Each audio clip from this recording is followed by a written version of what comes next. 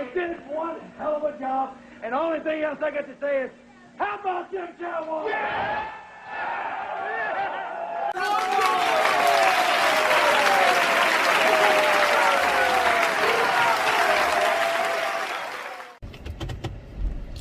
What up, Cowboys Nation and YouTubers?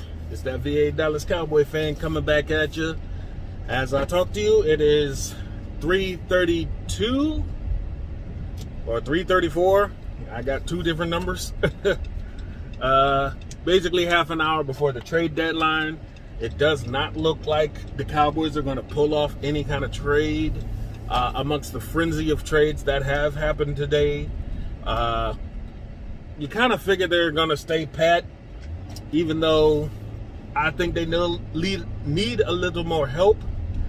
But after that 49-point shellacking over the Bears, I think they got rosy-eyed, saying that, yeah, we don't need any help. Look at what we do when we don't have wide receiver help. We can do this and we can do that. And it's like, all right, sure, fine. You know, don't let not having an extra wide receiver be the reason y'all don't make it farther in the playoffs. That's all I'm saying.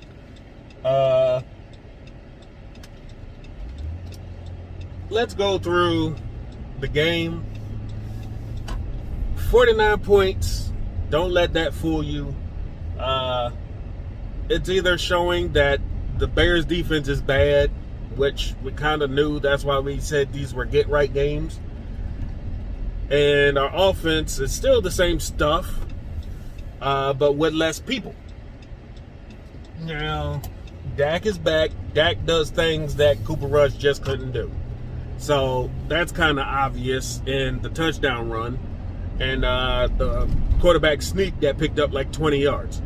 So I figured, and I said this already in a previous video, that when Dak came back, you were going to get that kind of play calling, and it was going to be greatly executed way more than when you have Cooper Rush.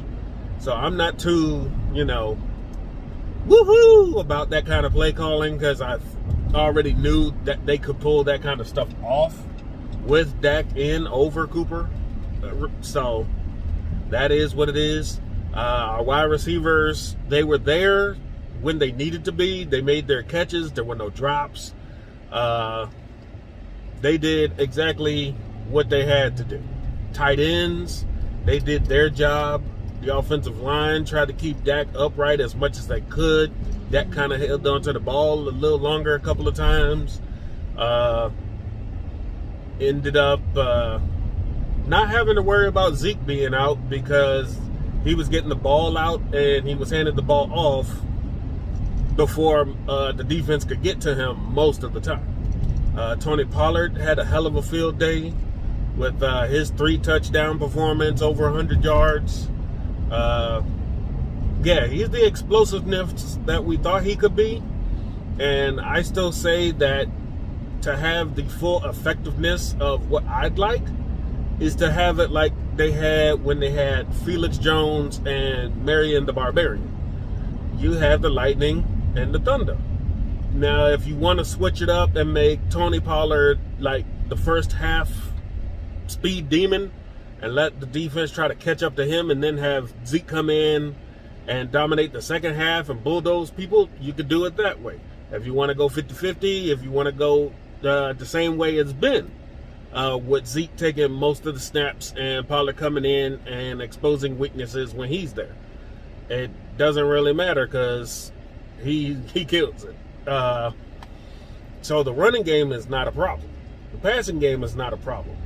The passing game, when we're running from behind, is what is the problem. And we're going to find that out when we play better teams.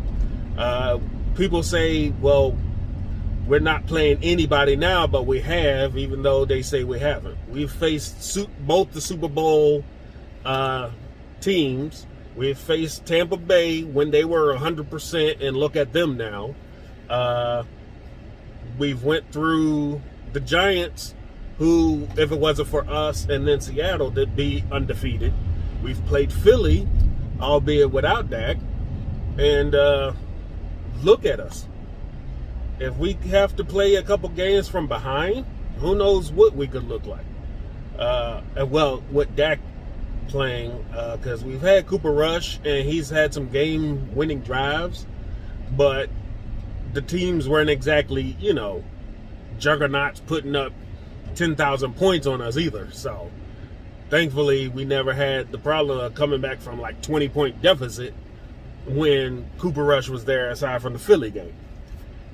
Defense. I understand that this game was like the slack-off game. Because usually when we're playing opponents, they're the dogs. They are out there running 110% and killing it.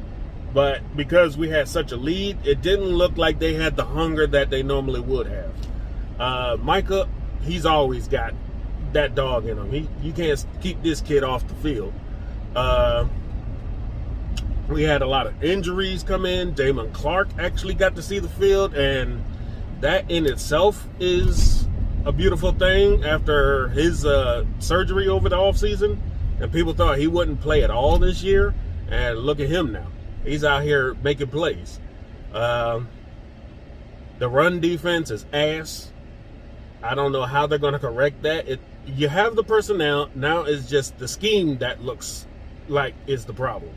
So they have to shore that up to really be an elite type defense, If they don't do that, Lord knows what we're going to look like when we come up against teams that are like Chicago, that could run all over you, but have the lead and can run down that clock. But I'm hoping Dan Quinn can fix that. He's the defensive guru right now.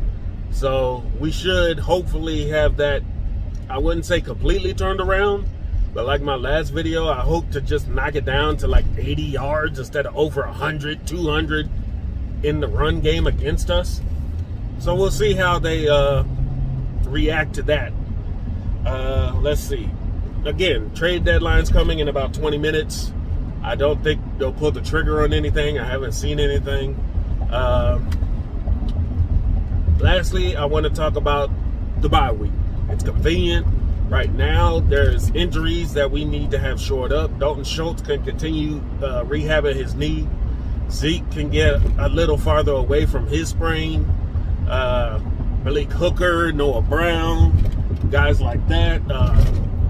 Curse, who went in and out of the game. Donovan Wilson was hurt a little bit, banged up. This couldn't have come at a better time. You're going into your bye rolling, and then you can heal, and then when you come out, you have a shot against what everybody still says is a playoff-bound team in Green Bay, but they haven't played their best ball either. So to come out and hopefully make that a statement win, and then to play the Vikings the next week, and then the Giants on Thanksgiving, if you can go out here and beat those three, the rest of the season will be cake until you see Philly again. That's just my opinion. Don't hold me to it.